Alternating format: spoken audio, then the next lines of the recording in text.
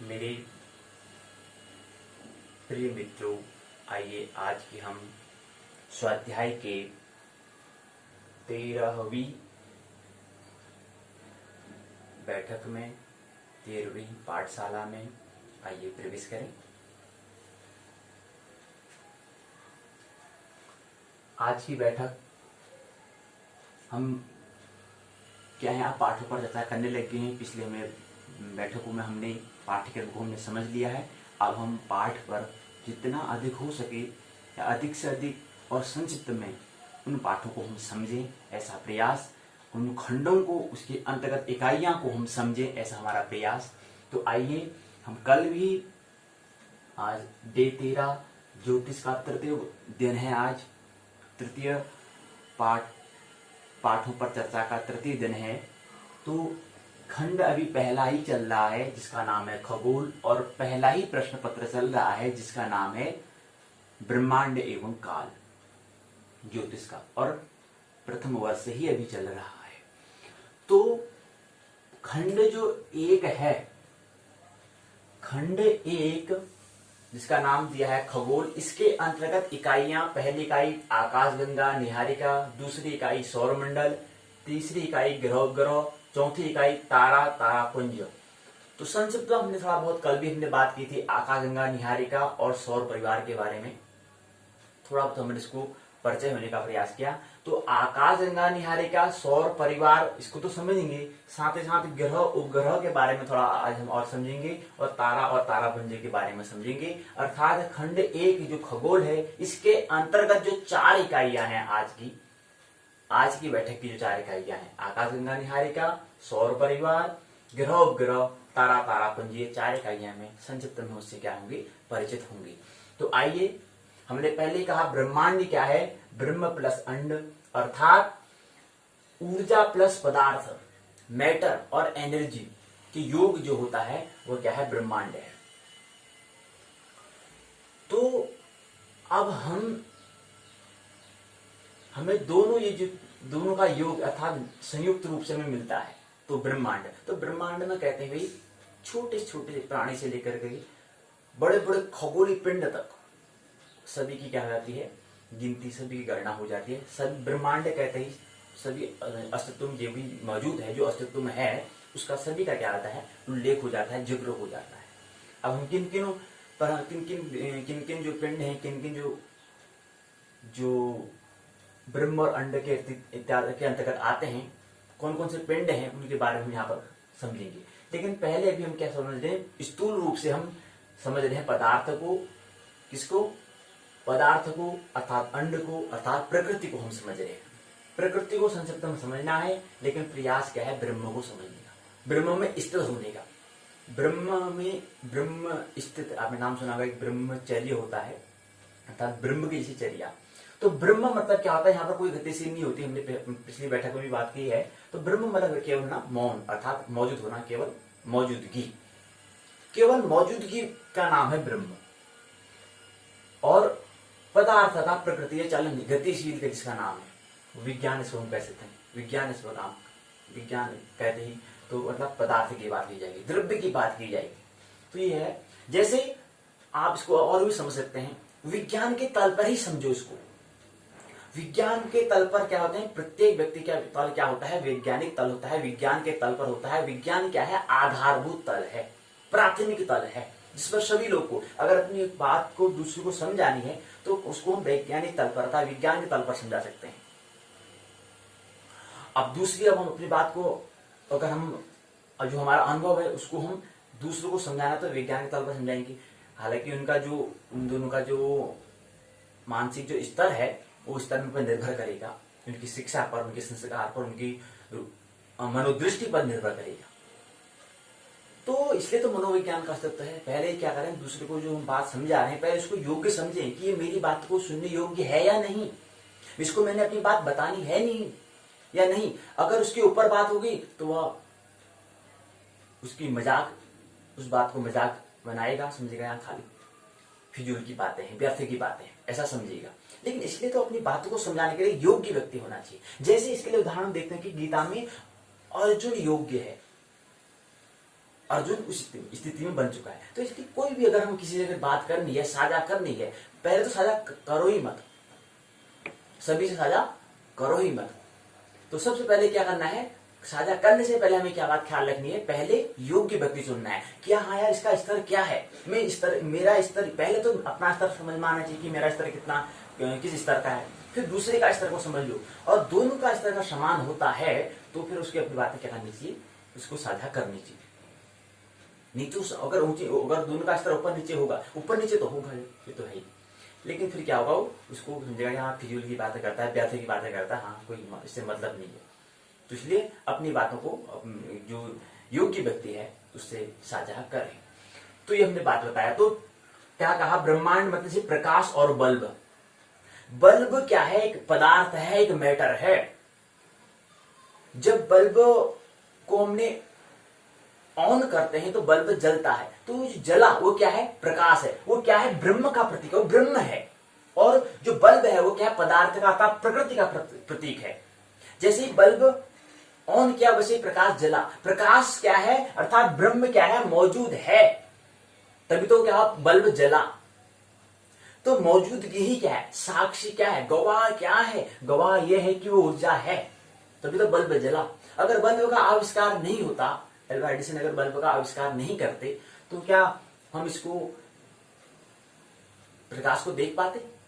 प्रकाश तो है, लेकिन आज हमें क्या दिखाई दे रहा है, प्रकाशित दिखाई दे रहा है। प्रकाश अर्थात ब्रह्म जो मौजूद है, अर्थात ऊर्जा जो मौजूद है, लेकिन आज क्या हुआ, एल्वा एडिसन की वजह से हमें क्या हुआ, प्रकाशित हमें दिखाई दे रहा है। तो आज क्या हो गया, दोनों का योग हो गया, ब्रह्म और अंड दोनों का योग से क्या हुआ, बल्ब और ऊर्जा, पदार्थ और ऊर्जा, बल्ब और प्रकाश से क्या होगा, वो प्रकाशित हो गया, उजाला हुआ। तो ये बात समझे। तो आइए भाग 1 में क्या है, आकाश गंगा और निहारिका, थोड़ा सा समझें। आकाश गंगा अर्थात गैलेक्सी किसे कहते हैं? गैलेक्सी किसके अंतर्गत आती है? ब्रह्मांड के अंतर्गत आती है, यूनिवर्स के अंतर्गत आती है। तो इसके अंतर्गत हम आकाश गंगा और निहारिका, नेबुलास के बारे में अध्ययन कर रहे हैं। तो आकाश गंगा वैसे है क्या? पहले ब्रह्मांड क्या है? ब्रह्मांड क्या है? आकाश गंगाओं के समूह को हम क्या कहते हैं? ब्रह्मांड कहते हैं। अब आकाश गंगा में कहते हैं ये नहीं कि हम जो बड़ा बड़ा पिंड है वही खगोलीय पिंड है उसको ही कह रहे हैं, नहीं, सभी चीज आ गया है। छोटा छोटा प्राणी से लेकर के, सूक्ष्म जीव से लेकर के बड़े बड़े विशाल जीव या पिंड, खगोलीय पिंड सभी आ जाता है। और जो प्रकट है वो भी, जो अप्रकट है वो भी आ जाता है। तो यहां पर हमने क्या कहा, ब्रह्मांड क्या है? आकाश गंगाओं के, गैलेक्सियों के समूह को हम क्या कहते हैं? सामान्यतः मूलभूत अगर हम बात करें तो क्या है, आकाश गंगाओं के समूह को हम क्या कहते हैं? ब्रह्मांड कहते हैं, यूनिवर्स कहते हैं। और उसका व्यास क्या है? 1,00,000 प्रकाश वर्ष। प्रकाश वर्ष का मतलब क्या होता है? प्रकाश वर्ष का मतलब ये होता है कि प्रकाश की चाल, प्रकाश की जो स्पीड है, जैसे हम चलते हैं हमारे लिए चाल होगी, हमारे लिए गति होगी, या कोई गाड़ी जाती है एक स्थान से दूसरे स्थान में जाती है तो उसकी भी तो चाल होती है, स्पीड होती है। चाल क्या होता है? चाल बराबर दूरी, बराबर चाल बराबर दूरी बेटा समय। ये समय जो है, अभी हम कह रहे हैं कि ब्रह्मांड एवं काल, आगे बात करेंगे। तो क्या होता है, चाल से क्या है, गति कर रही होगी, तो एक स्पीड होगी। ऐसी ही प्रकाश की भी एक स्पीड होती है, गति होती है, चाल होती है। उसकी चाल क्या है? वैज्ञानिकों ने गणना की, उसको उन्होंने देखा कितनी गति करते हैं। हमने तो नहीं किया है, लेकिन वैज्ञानिकों ने किया है। तो वैज्ञानिक बताते हैं कि प्रकाश की चाल अर्थात इसको हम सीधे नोट करते हैं, वो होता है 3 × 10⁵ किलोमीटर पर सेकंड। एक सेकंड में प्रकाश क्या करता है? 3 × 10⁵ 3,00,000 किलोमीटर प्रति सेकंड में। एक सेकंड में 3,00,000 किलोमीटर चले जाएगा, इतनी दूरी तय कर लेगा वह एक सेकंड में। ठीक है, और ये हमने समझ लिया। अब हमने कहा कि आकाश गंगा क्या है? हमने कहा ब्रह्मांड, आकाश गंगाओं के समूह को हम कहते हैं ब्रह्मांड सामान्यतः। अब आकाश गंगा क्या होती है? गैलेक्सी क्या होती है? दुग्ध मेखला क्या होती है? एक जो भी नाम दें, ये क्या होती है? ये होता है मूलतः, ये भी सामान्य भाषा में क्या होता है, अगर उसको आम भाषा में कहें तो होता है तारों के समूह को, groups of star, group of stars. तो स्टारों, ग्रुप्स, समूह, तारों के समूह को हम क्या कहते हैं? भीड़ को हम क्या कहते हैं? उसकी राशि को, उस ढेर को हम क्या कहते हैं? आकाशगंगा कहते हैं। 100 से लेकर के 400 अरब तारे होते हैं और 50 अरब ग्रह होते हैं। जरूरी हम कह रहे हैं कि कि 50 अरब ग्रह हो, ऐसा नहीं है। जितने तारे हैं उनसे ज्यादा भी ग्रह हो सकते हैं, ऐसा अनुमान है। ऐसी अनुमान बताते हैं वैज्ञानिक, कहते हैं कि 100 से लेकर के 400 अरब तारे हैं, तारे ज्यादा हैं, ग्रह कम है, ऐसा नहीं हो सकता है कि ग्रहों की संख्या ज्यादा हो, ऐसा भी हो सकता है, ऐसा अनुमान जता रहे हैं वैज्ञानिक। तो हमने व्यास बता दिया ब्रह्मांड का और आकाशगंगा हमने बता दी। उसके बाद कहा कि सूर्य से आकाशगंगा के केंद्र तक की दूरी कितनी है। सूर्य से, जहां पर सूर्य है अर्थात सोलर सिस्टम है, अब सोलर सिस्टम में हम सूर्य की ही बात क्यों कर रहे हैं, क्योंकि सूर्य का मतलब क्या होता है, तारा का मतलब क्या होता है, अभी हम बताएंगे। तो सूर्य का मतलब क्या, वो प्रकाशित है, उस प्रकाश के वहां से लेकर के वो हमें दिखाई देगा ना, अगर हम खगोल अंतरिक्ष में जाते हैं तो वहां पर सूर्य तो हमें क्या देगा, उजाला हुआ प्रकाशित दिखाई देगा। तो वहां से हम दूरी अगर क्या करते हैं, आकाशगंगा के केंद्र तक अगर हम जाते हैं, सूर्य से अर्थात सोलर सिस्टम हम उसको कह सकते हैं, क्योंकि वहां पर अंतरिक्ष में जाएंगे तो सोलर सिस्टम भी इतना छोटा सा होता है, तो इसलिए हम सोलर सिस्टम कहेंगे, सूर्य तो वह दिखेगा ही नहीं वहां पर। तो वहां से अगर हम जाते हैं तो वहां से अर्थात सूर्य की मतलब सोलर सिस्टम से लेकर के आकाशगंगा अर्थात गैलेक्सी के केंद्र तक जाने में प्रकाश को कितना वक्त लगता है, वो लगता है 32,000 प्रकाश वर्ष लगता है। और एक प्रकाश वर्ष क्या होता है मित्रों, पता है? एक लाइट ईयर बराबर कितना होता है? एक लाइट ईयर बराबर होता है 9.461 गुणा 10⁻12 किलोमीटर होता है। इतना समय लग जाता है प्रकाश को, और एक सेकंड में कितना चलता है, 3 लाख किलोमीटर की गति से क्या करता है, प्रकाश गति करता है। तो वहां पर प्रकाश को भी जाने में जहां पर 32,000 वर्ष का वक्त लग जाता है, वे हमारी दूरी तो उसके सामने नगण्य शून्य ही होगी। तो यह हमने समझा सूर्य से आकाशगंगा के केंद्र तक की दूरी कितनी है, 32,000 प्रकाश वर्ष है।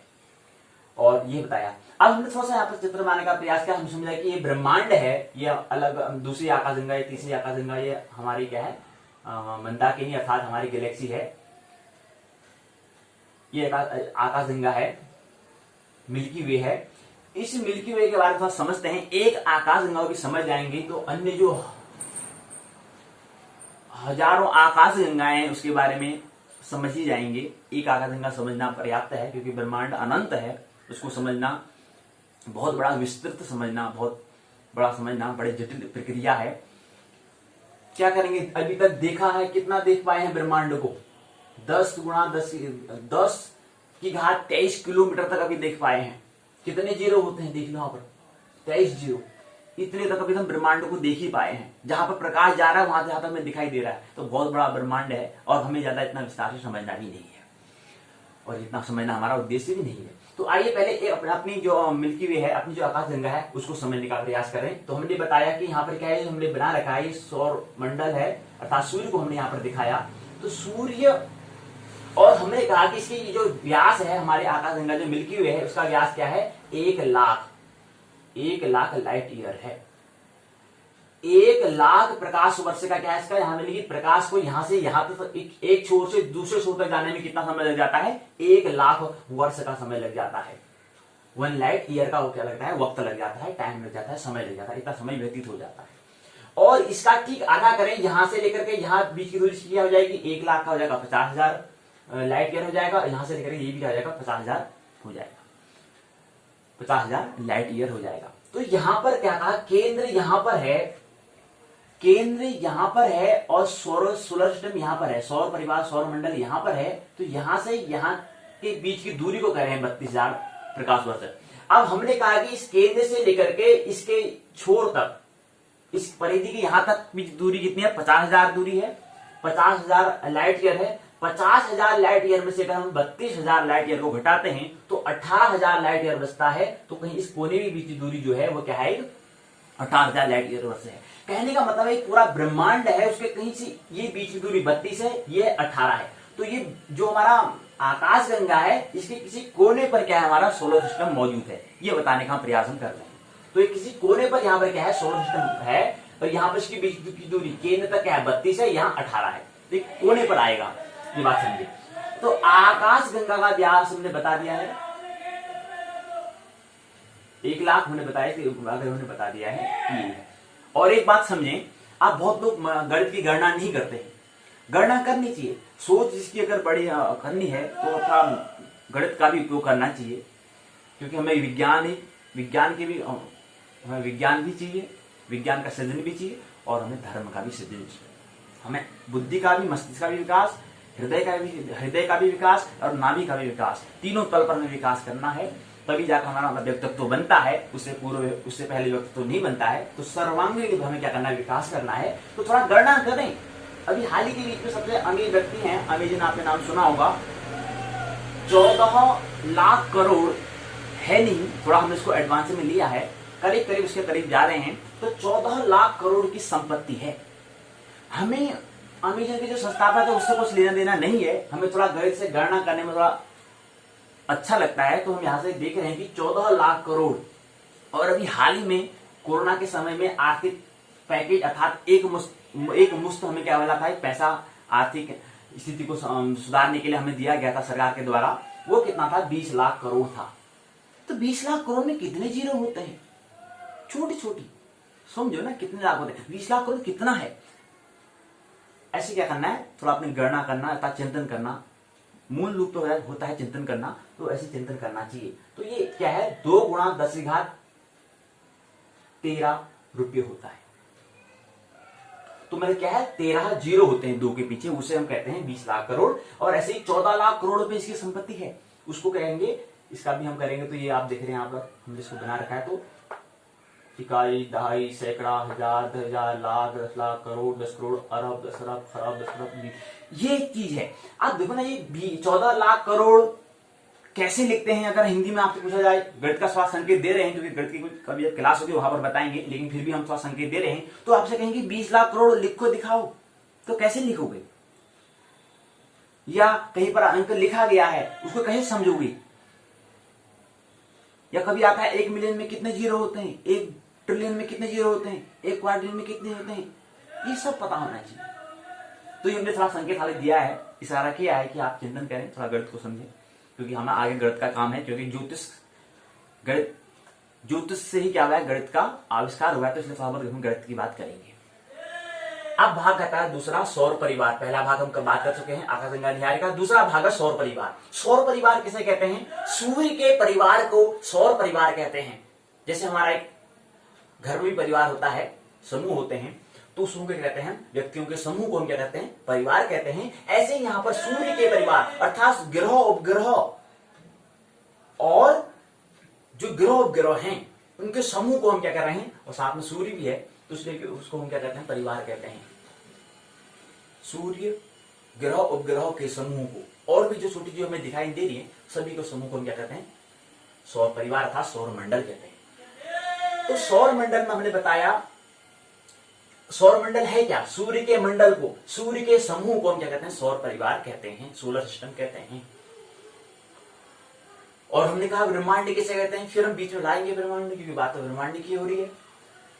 और ब्रह्मांड कहते समझ में आना चाहिए कि ब्रह्म और अंड की अर्थात पदार्थ और ऊर्जा की बात करेंगे, ब्रह्म और प्रकृति की हम बात करेंगे। तो यहाँ पर हमने कहा कि ग्रह, नक्षत्र, तारे, आकाशगंगा, उल्का, धूमकेतु आदि इत्यादि जो भी पिंड हैं, पदार्थ हैं, मैटर हैं, इन सभी को हम कहाँ पढ़ते हैं, ब्रह्मांड के अंतर्गत आ जाता है, ब्रह्मांड के अंतर्गत पढ़ते हैं। उसको हम क्या कहते हैं, ब्रह्मांड कहते हैं। चाहे जीव जंतु हो, प्राणी हो, सूक्ष्म प्राणी हो, स्थूल प्राणी हो, सभी क्या आता है, ब्रह्मांड के अंतर्गत आ जाता है। और ब्रह्म मैंने बताया कि ऊर्जा होता है, प्रकाश होता है, ज्योति होता है, और अंड में होता है पदार्थ तथा पिंड, अर्थात हमने बताया द्रव्य के बारे में हमने बताया। अब पदार्थ क्या कहें, ग्रह हैं, उपग्रह हैं, तारे हैं, सूर्य हैं। सूर्य तारा बात एक ही है, लेकिन थोड़ा हमने तारे बहुत सारे हैं, तो सूर्य का एक हमने उसको आदित्य कहते हैं, उसको आदित्य भी हम कहते हैं, तो इसका नाम दिया है। लेकिन तारा, सूर्य भी एक तारा है। तो सूर्य का मतलब क्या है, हमें बहुत सारे तारे हैं, उसको थोड़ा अलग दिखाने के लिए हम उसका नाम सूर्य दे दिया, या कोई इसको आदित्य नाम देते हैं, उससे कोई मतलब नहीं है। लेकिन तारे, सूर्य भी तारा, ये बात हमें समझनी है। तो हमने क्या क्या, ग्रह क्या, जैसे पृथ्वी हो गया, उपग्रह जैसे चंद्रमा हो गया, तारा जैसे सूर्य हो गया, तारापुंज, आकाशगंगाएं, निहारिकाएं, उल्का, धूमकेतु इत्यादि जो पिंड हैं, इन समूह को हम क्या कहते हैं, ब्रह्मांड कहते हैं। और ये सभी क्या है, पदार्थ के रूप में है। लेकिन ये गति कर रहे हैं, गति कर रहे हैं किसकी वजह से, किसकी कृपा से, किसकी दया दृष्टि से? वो है ऊर्जा की, वो है क्या है? ब्रह्म की, अर्थात ब्रह्मांड अस्तित्व में परमात्मा प्लस उदाहरण। अब भाग 3 आता है, ये हमने समझ लिया। अब भाग 3 है ग्रह उपग्रह। ग्रह किसे कहते हैं? ग्रह का मतलब होता है घुमक्कड़, घूमने वाला। और उपग्रह मतलब ग्रह का जो ग्रह के चारों ओर जो घूमने वाला, चक्कर लगाने वाला, उसको कहते हैं उपग्रह। और जो ग्रह जो किसी सूर्य के चक्कर लगाने वाला, घूमने वाला मतलब तो उसका जो शब्द है वो घुमक्कड़ होता है। तो घुमक्कड़ मतलब क्या है? वो घूमता है किसके? सूर्य के। और उपग्रह जो होता है वो ग्रह के, जो पहले से घूम रहा है उसके। और सूर्य भी किसी एक अन्य का घुमक्कड़ है। वो क्या है? तो वो होगा हमारा, हम बताया आकाशगंगा केंद्र है, उसका घुमक्कड़ लगा रहा है। ऐसा सोलर सिस्टम भी हमारा क्या कर रहा है? वो हमारी आकाशगंगा के केंद्र की क्या कर रहा है? परिक्रमा कर रहा है। सभी लोग सभी पिंड क्या कर रहे हैं? परिक्रमा कर रहे हैं, गति कर रहे हैं, घूम रहे हैं। गति अर्थात जो चली हुई स्थिति है, ये किसका प्रतीक है? जीवन का प्रतीक है। अगर सब क्या हो जाए, गति करना बंद कर दें, तो ये फिर क्या हो जाएंगे? मुर्दा अर्थात मृत्यु के प्रतीक हो जाएंगे। तो जीवन का मतलब क्या होता है? जो चलते रहते हैं, गति कर रहे हैं। तो हमने बताया ग्रह क्या है? ऐसे पिंड जिसमें गति होती है, जो घुमक्कड़ होते हैं, जो घूम रहे होते हैं। और 9 ग्रह होते हैं, हमने बताया 9 ग्रह। पहला होता है सूर्य, दूसरा चंद्रमा, तीसरा मंगल, चौथा बुध, पांचवा गुरु, छठा शुक्र, सातवां शनि, आठवां राहु, नौवां केतु। लेकिन अंतरराष्ट्रीय खगोल संघ कहता है सौरमंडल में 8 ग्रह हैं। पहला बुध है, दूसरा शुक्र है, तीसरा पृथ्वी है, चौथा मंगल, पांचवां गुरु, छठा शनि, सातवां अरुण अर्थात यूरेनस, आठवां वरुण अर्थात नेपच्यून। 3 बड़े ग्रह बताते हैं, छोटे ग्रह सीरीज, प्लेटो अर्थात यम, और तीसरा है एरीज। ये क्या बताता है? अंतरराष्ट्रीय खगोल संघ बताता है। मतलब अंतरराष्ट्रीय खगोल संघ वर्तमान में जो वैज्ञानिक है, और ये थोड़ा जो 9 ग्रह बताए थोड़ा मनुष्यों की दृष्टि है। तो ये 2 दृष्टि हैं, एक मनुष्यों की दृष्टि से 9 ग्रह, और एक अभी वैज्ञानिक दृष्टि के अनुकूल ग्रह के बारे में। उसको प्राच्य और पाश्चात्य दृष्टिकोण कहते हैं, उनके आधार पर ग्रह बताइए। तो ये प्राच्य और पाश्चात्य, ये 2 चीज है। तो सूर्य एक तारा है। प्रश्न उठता है कि सूर्य तो तारा है, तो ये जो मनुष्यों की दृष्टि है, उनने इसको यहाँ ग्रह में क्यों रखा? अरे तारा है तो उसको यहाँ पर 9 ग्रह में क्यों रखते हैं सूर्य को? ये प्रश्न है। प्रश्न करें, पूछें कि क्यों रखा, क्या वजह रही होगी, क्या कारण रहा होगा? क्या उस समय ऐसा कुछ उनको दृष्टिगोचर नहीं हो रहा था सत्य का? क्या सत्य को खोज नहीं पाए थे? बहुत सारे प्रश्न करो कि इनने ऐसा क्यों कहा, यहाँ पर क्यों हमारी भेद आ रहा है, अंतर आ रहा है, क्योंकि सत्य तो एक ही होना चाहिए। तो इसलिए खोजें कि ऐसा क्यों है, इसको खुद स्वयं करें। अब तीसरा भाग है, तो हमने पूर्ण कर लिया। चौथा भाग है तारा और तारापुंज। और एक बात समझाना समझनी महत्वपूर्ण है, आकाशगंगा में 98 भाग क्या है? तारों से बना हुआ है। किस भाग किससे बना हुआ है? अगर हम अंतरिक्ष में अगर जाने का मौका मिले, जाना चाहिए तो जाएं, अगर हम नहीं जा पा रहे हैं तो मानसिक कल्पना से हमें जाना चाहिए। तो वहां पर या फिर ध्यान के माध्यम से जाना चाहिए।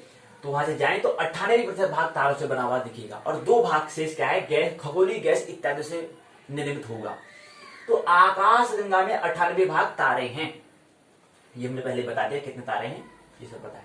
खगोलीय गैस इत्यादि से बना है। तारा क्या होता है? जो स्वयं प्रकाशित हो, जिसके अंदर स्वप्रकाश हो। स्वप्रकाशित उष्ण गैस की द्रव्य मात्रा से भरपूर विशाल खगोलीय पिंड जो अंतरिक्ष में मौजूद है, उसको हम क्या कहते हैं? तारा कहते हैं, स्टार कहते हैं।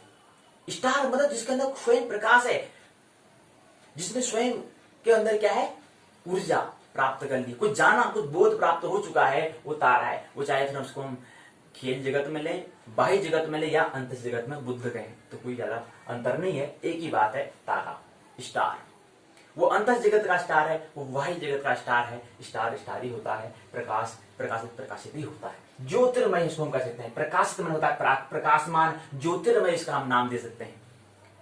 आप सूत्र समझते हैं, तमसो मां ज्योतिर्मय। तो जो है ज्योतिर्मय, जो है जो प्रकाशित, जो है जो प्रकाशमान, जो है।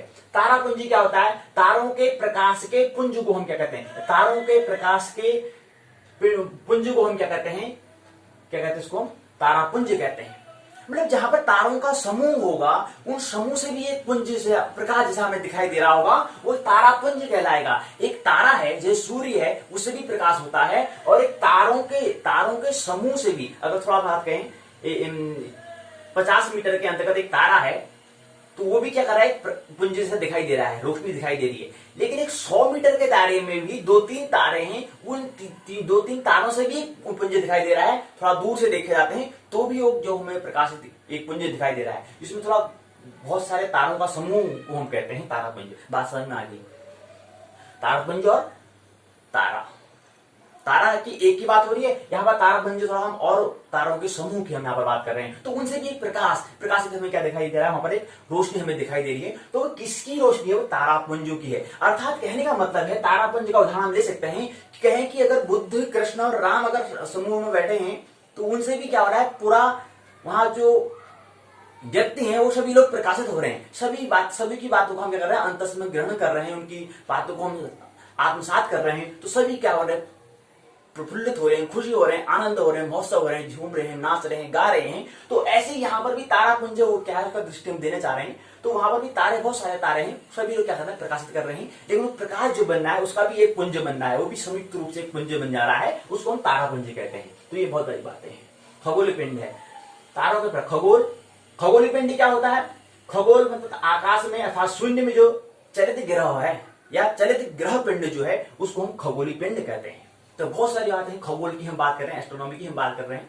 ज्यादा एस्ट्रोनॉमी के दीर्घ रूप में नहीं जाना है, स्थूल रूप में नहीं जाना है। वहां से थोड़ा फिर हमें क्या करना है, स्व की यात्रा करनी है। वहां से हमें यात्रा दो तरह से हो सकती है, बाह्य यात्रा और अंतस यात्रा। थोड़ा सा स्थूल से हम बता, खगोल से हम समझते हुए, ब्रह्मांड को समझते हुए हम क्या करेंगे, आकाश गंगा को समझते हुए आगे सौर मंडल में, फिर ग्रहों में, फिर ऐसे करके हम क्या करेंगे, अपने अंतस की ओर में यात्रा करेंगे।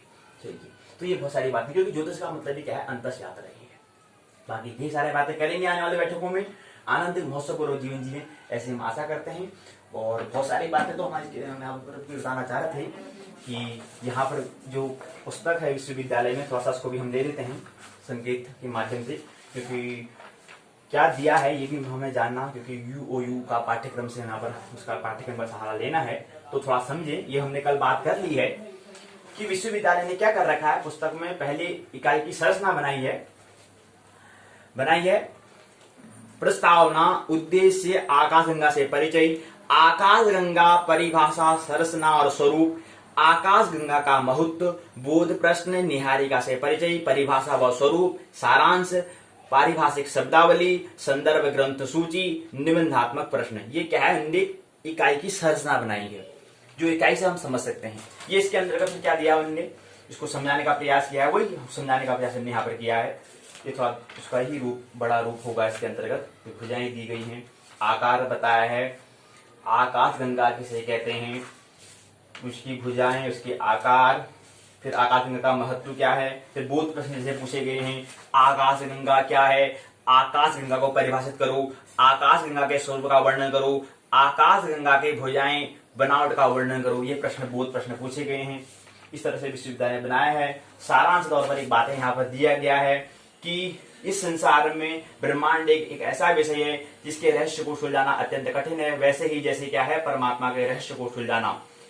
आकाश गंगा निहारिका ज्ञान भी रहस्यमयी है, तथापि जिन बिंदुओं का अनुशासन हो चुका है, जिसको हम समझ चुके हैं, जितना हमें इस इकाई अध्ययन के विदित होता है उतना ज्ञान हमारे लिए आवश्यक है। जितना हम समझ पाते, जितने हमने बात की, उसको ही अगर हम अच्छे अंतस में धारण करें, उसको मनन करें, चिंतन करें, उसको हम एक जानना बनाएं, तो वो क्या हो जाएगा, हमारा अनुभव हमारे लिए पर्याप्त हो जाएगा। इस संकेत इशारा हमें लेना है वहां से, बाकी हमारे अंदर अंतस में मौजूद है। कुछ परिभाषा शब्दावली बताइए। आकाश गंगा की परिभाषा क्या होती है? आकाश गंगा से मतलब होता है उस मंडल से होता है जहां पर पृथ्वी और सौर मंडल क्या हो, मौजूद हो, स्थित हो। निहारिका मतलब होता है आकाश गंगा में स्थित निहारवत तारों के पुंज को हम निहारिका कहते हैं। क्षीर मार्ग आकाश गंगा का पर्यायवाची है। मंदाकिनी आकाश गंगा का ही पर्यायवाची है, उसका ही दूसरा नाम है। अनंत जिसका कोई अंत न हो। भुव मन होता है सप्त ऊर्ध्व लोगों में एक लोग। पुंज मन होता है बिंब। तो ये बात हमने बताई है। फिर निबंधात्मक प्रश्न पूछा है, आकाश गंगा को परिभाषित करते हुए उसके स्वरूप पर प्रकाश डालिए, निहारिका को परिभाषित करते हुए उसके स्वरूप की व्याख्या कीजिए। दूसरी इकाई है सौर परिवार, प्रस्तावना दिया है, वही इकाई की संरचना बताइए। प्रस्तावना, उद्देश्य, सौर परिवार, परिचय, परिभाषा, स्वरूप, विभिन्न मत में सौर परिवार की उत्पत्ति, ब्रह्मांड की उत्पत्ति के सिद्धांत, बोध प्रश्न, सारांश, परिभाषित शब्दावली, संदर्भ ग्रंथ सूची, निबंधात्मक प्रश्न ये पूछा गया है। इसके अंदर वही इसका विस्तार से उन्होंने बताया है। कह रहे हैं कि दूसरी इकाई है, इसमें आप सौर मंडल के बारे में पढ़ेंगे। खगोल शास्त्र के अंदर ऐसा शास्त्र है, खगोल शास्त्र को हम पढ़ रहे हैं। तो उद्देश्य बताया है, सौर परिवार को परिभाषित करने में समर्थ हो जाएंगे, सौर परिवार के महत्व को समझा पाएंगे, सौर परिवार के विभेद का निरूपण करने में समर्थ हो पाएंगे, सौर परिवार का स्वरूप को वर्णन करने में समर्थ हो पाएंगे, सौर परिवार के संबंध को निरूपित करने में क्या होंगे, समर्पित होंगे। आप क्या हो जाएंगे, इसको मतलब क्या है, समर्थ कर सकते हैं, समझा पा सकते हैं, दूसरों को समझा पाएंगे, साझा कर पाएंगे, कहने का मतलब है। सौर परिवार परिभाषा क्या है इसकी, परिचय क्या है, महत्व क्या है, यही दे रखा है इसमें। उत्पत्ति क्या है ये बताया है इसमें। उसके बाद फिर बताया है वैज्ञानिक दृष्टि में सौर परिवार की उत्पत्ति बताया है। एक रूपतावादी, एक पैतृक परिक्रमा से बता रही है। दूसरी बता रही है प्रलयवादी द्विपैतृक परिक्रमा बता रही है। इसके अंतर्गत कुछ नहीं समझना है, ये परिक्रमा को समझना है। भारतीय चिंतनधारा ब्रह्मांड का उत्पन्न के बारे में बता रखा है, विश्वकर्मा के द्वारा, विराट पुरुष के द्वारा, ब्रह्मा के द्वारा ब्रह्मांड की उत्पत्ति, प्रजापति के द्वारा ब्रह्मांड की उत्पत्ति, ये बात बताई गई है इसमें। ये समझेंगे। कुछ बोध प्रश्न याद रख लिए हमने। सौर मंडल से आप क्या समझते हैं, सौर परिवार की संरचना कैसी होती है, सौर परिवार को परिभाषित करें, सौर परिवार के उत्पत्ति के सिद्धांत पर विवेचना कीजिए। ये बातें इसमें सारी बातें बताई गई हैं। उसके बाद फिर कुछ परिभाषा हमें बनानी है किसकी, जैसे सौर मंडल किसे कहते हैं, सूर्य के परिवार को हम सौर परिवार अर्थात सौर मंडल कहते हैं। ग्रह मतलब होता है गच्छति ग्रह, गच्छति ग्रह अर्थात जिसमें गति हो उसको हम ग्रह कहते हैं। ब्रह्मांड किसे कहते हैं, ग्रह, नक्षत्र, तारे, आकाश, गंगाएं, उल्का, धूमकेतु, देवता, दानव, मानव आदि समस्त जीव क्या हैं, भूव आदि 14 जो लोक हैं उसमें समन्वित जो भाव है, भाव से जहां तक हो उसी का नाम क्या है, ब्रह्मांड है। उसके बाद उल्का किसे कहते हैं, टूटते हुए ग्रह का नाम हम उल्का नाम दिया गया है। बिग बैंग क्या होता है, विस्फोटक महाविस्फोटक क्या है, ब्रह्मांड का जन्म एक महाविस्फोट के परिणाम से हुआ, इसका नाम ही क्या है, महाविस्फोट या बिग बैंग का नाम दिया गया है। सौर परिवार ग्रह ये देखा है। प्रश्न पूछे गए निबंधात्मक, सौर मंडल की संरचना पर प्रकाश डालिए, सौर मंडल को परिभाषित करते हुए विस्तार से वर्णन की। तीसरी इकाई जो हमारे आज की बैठक हम बता रहे हैं ग्रह, उसकी संरचना को आइए समझें। इकाई की संरचना विश्वविद्यालय ने कैसे बनाई है। पहली बताइए प्रस्तावना, फिर उद्देश्य है, फिर ग्रह से परिचय है, प्राचीन और नवीन ग्रहों का भौतिक स्वरूप, हमने बताया ना प्राचीन और नवीन जो बात बता रहे हैं इस तरह से। बोध प्रश्न पूछे हैं, सारांश, परिभाषा, शब्दावली, सहायक पाठ्य सामग्री, संदर्भ ग्रंथ सूची और निबंधात्मक प्रश्न, वही इसी प्रकार से हमने बना रखा है। कह रहे हैं कि तृतीय इकाई है, इसमें आप ये पढ़ेंगे। उद्देश्य बता रखा है, ग्रह से आप परिचय होंगे, ये बता रखा है इसमें। उसके बाद महत्व क्या है इसका जीवन में, ग्रह उपग्रह, क्रम से ग्रह क्या है, उसके जैसे सूर्य है उसके बारे में ये दिया गया है पूरा, उसके बारे में, फिर उनके बारे में सूर्य ताप क्या है, उसकी प्रलय काल में सूर्य क्या था, इसी प्रकार से बुध के बारे में बताया गया है, शुक्र के बारे में बताया है, इनके भौतिक स्वरूप के बारे में से बताया गया है, 1 से 13 तक बताई है। उपग्रह की संख्या क्या है, सूर्य से दूरी क्या है ये बताया है। फिर शुक्र के बारे में भी ऐसे ही बना रखा है, इनके भौतिक स्वरूप के बारे में बता रखा है 1 से 13 तक। फिर ऐसी पृथ्वी का बात आती है, पृथ्वी किसे कहते हैं, 1 से लेकर के 20 बातें बताई गई हैं। थोड़ा पृथ्वी के भौतिक स्वरूप को हमें समझना चाहिए कि क्या क्या इसमें दिया गया है, कितना प्रतिशत पानी है, कितने क्या क्या पदार्थ हैं, कितने जगह हमारा क्या है पानी और कितना स्थूल जो है ये समझ में आना चाहिए, कितने महासागर हैं। भूपटल के बारे में बता रखा है, रासायनिक योग बता रखे हैं, ऑक्सीजन से लेकर के 16 ग्रह तत्वों तक। उसके बाद आता है फिर भूपटल में अणु का योग क्या है ये बता रखा है 17 तक। फिर अभ्यास प्रश्न कुछ पूछे गए हैं, ग्रहों की संख्या, पृथ्वी का घनत्व सूर्य के घनत्व से कितना है, किसको कहते हैं, सूर्य का समवर्ती ग्रह क्या है, पृथ्वी का अक्षपरिण काल क्या है, यही देखा है। पृथ्वी का फिर अंतर्भाग के जो अंतर्भाग है उसके बारे में बताया है। चंद्रमा क्या है, जिसको जो ग्रह है उसके बारे में बताया गया है। उसका चंद्रमा की उत्पत्ति के बारे में पाश्चात्य का मत क्या है, चंद्रमा का भौतिक स्वरूप क्या है ये इसमें बताया गया है। पृथ्वी ग्रहण क्या है, चंद्र ग्रहण पढ़ते हैं, सूर्य ग्रहण पढ़ते हैं, ये ग्रहण क्या होते हैं इसके बारे में बताया गया है। उसके बाद फिर यहाँ पर मंगल का भौतिक स्वरूप आता है, मंगल के चंद्र कितने हैं, उसके उपग्रह क्या है उसके बारे में। उसके बाद बृहस्पति क्या है उसके बारे में। उसके बाद इसी प्रकार से क्या बताया है, बृहस्पति का स्वरूप बताया है, भौतिक स्वरूप क्या है उसका। फिजिकल शनि के बारे में बता रखा है। इसी प्रकार से क्या है फिर अरुण के बारे में, यूरेनस के बारे में बता रखा है, उसके बाद का कोई भौतिक स्वरूप के बारे में, उसके बाद फिर है हमारा वरुण नेपच्यून के बारे में, उसका भौतिक स्वरूप के बारे में बताया गया है। कुछ बोध प्रश्न यहाँ से फिर पूछा गया है कि ग्रह को परिभाषित करो, ग्रह किसे कहते हैं, उसको समूह, उसके वाक्य के समूह में क्या कहेंगे ग्रह को। ग्रह तो एक शब्द है, लेकिन इसको परिभाषित मतलब इसको विस्तार, एक समूह में एक वाक्य में हम क्या कहेंगे उसको बताओ, ये पूछना चाहते हैं। सूर्य बुध शुक्र के स्वरूप का वर्णन करो, ग्रह उपग्रह के महत्व का निरूपण करो, ग्रह उपग्रह में अंतर स्पष्ट करो, ग्रह और उपग्रह के स्वरूप का वर्णन करो। सारांश तौर पर कुछ परिभाषा शब्दावली है। ग्रह किसे कहते हैं, सूर्य या किसी अन्य तारों के चारों ओर परिक्रमा करने वाले खगोलीय पिंड को हम कहते हैं। उपग्रह क्या होता है, ग्रह से समीपम उपग्रह, जो ग्रह जो है उसके समीप जो परिक्रमा करता है, उसकी जो परिक्रमा करता है वो उपग्रह है। आदित्य सूर्य का आदि में उत्पन्न होने के कारण आदित्य नाम पड़ा। सूर्य सेनापति किसे कहते हैं, मंगल को कहते हैं। कार्बन डाई को क्या कहते हैं, CO2 कहते हैं। कि ये क्या है, गैस है, प्रत्यक्ष होता है, आंखों के सामने दिखाई पड़ने वाला, उसको हम प्रत्यक्ष कहते हैं। उसके बाद वरुण क्या है, पाश्चात्य मत में सौरमंडल का 8वां ग्रह है। जुपिटर किसे कहते हैं, बृहस्पति को कहते हैं। सैटर्न किसे कहते हैं, शनि को कहते हैं। खगोलविद जो खगोल के संबंध में ज्ञान प्राप्त करता है, खोज करता है, शोध करता है, उसको हम क्या कहते हैं, खगोलविद कहते हैं। कुछ निबंधात्मक प्रश्न है, ग्रह उपग्रह को परिभाषित करते उसका महत्व बताइए, ग्रह उपग्रहों की विस्तृत व्याख्या कीजिए, ये बताया गया है। उसका चौथा इकाई है जो हम बता रहे हैं, तारा और तारापुंज, इसकी जो इकाई संरचना है। पहली प्रस्तावना, उद्देश्य, तारा एवं तारापुंज का परिचय, तारों की उत्पत्ति विनाश, तारों के नाम, गतियां, मापन, दूरियां, बोध प्रश्न, सारांश, परिभाषिक शब्दावली, बोध प्रश्न का उत्तर, सहायक पाठ्य सामग्री, संदर्भ में ग्रंथ सूची, निबंधात्मक प्रश्न पूछे गए हैं। वही है बताने की चौथी इकाई है। और हम बता रहे हैं कि स्टार का मतलब क्या था, जो स्व प्रकाशित हो, जो स्व सेल्फ लाइट जिसके अंदर हो, स्व प्रकाशित जो हो, ऐसा क्यों बताया, उसे क्या कहते हैं, तारा कहते हैं। उद्देश्य क्या है ये बताया गया है, 5 उद्देश्य के बारे में बताया है। तारा और तारापुंज से परिचय इसमें बताया गया है। और उसके बाद फिर हम यहाँ पर उसकी उत्पत्ति कैसे, विनाश होती है, तारा की उत्पत्ति कैसे होती है, विनाश कैसे होता है, तापमान क्या है इसके बारे में हमने बताया। और तापमान, उसके बाद बोध प्रश्न पूछा है कि तारे स्व प्रकाशित उष्ण ग्रह की, तारे जो है स्व प्रकाशित उष्ण गैस के द्रव्यमान से भरपूर विशाल है, नहीं है, सही या गलत बताओ। ऐसे आकाश गंगा का लगभग कितना भाग तारों से बना है, ये पूछ रहे हैं। तीसरा प्रश्न, तारों का निर्माण किन 2 गैसों से हुआ है। तारों का गर्भी तापमान कितना होता है। अभिजीत का पाश्चात्य नाम क्या है। तारों के नाम भी बताए गए हैं, समूह के हिसाब से नाम होगा। तारों के क्रांतिमान बता रहे हैं, क्रांतिमान का मापन निकालना है। निरपेक्ष क्रांतिमान, तारों की संख्या, तारों की गतियां क्या होती हैं, मोशन के बारे में, तारों की दूरियां के बारे में बताया है। इसमें वर्गीकरण बताया है, ऊर्जा के स्रोत, सोर्स ऑफ एनर्जी, तारों का वायुमंडल, एटमोस्फियर जो है उसके बारे में, तारों का मूल तत्व क्या है, तारों का विकास कैसे होता है, सारांश बताया है।